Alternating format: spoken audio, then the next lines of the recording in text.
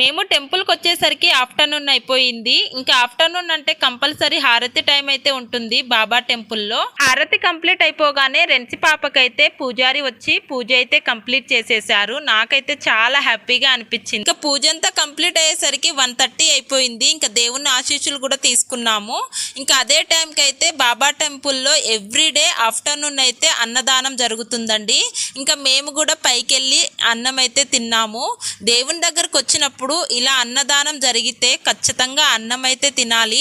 దేవుని ప్రసాదం అంటే టేస్ట్ అదిరిపోతుంది కదా. మీలో ఎంత మందికి ఇష్టము? నాకైతే చాలా ఇష్టం అండి. మౌని వాళ్ళు చర్చికి వెళ్ళి డైరెక్ట్ టెంపుల్ కి అయితే వచ్చారు. వాళ్ళు 1 o'clock వచ్చేసారు. హాఫ్ అన్ అవర్ లేట్ అయిపోయింది. ఇంకా బయటే వెయిట్ చేస్తున్నారు. ఇంకా బయటికి రాగానే ఇంత లేట్ అయిపోయిందని అంటుంది అన్నట్టు. అమ్మ ఫోన్ కి పౌచ్ అయితే పోయింది. అందుకే కొత్త పౌచ్ అయితే తీసుకున్నాము. మా రెంచి పాప తెలివి చూడండి. ఇది మన ఫోన్ కాదు, అమ్మమ్మ ఫోను ఇచ్చేసేయి అంటుంది.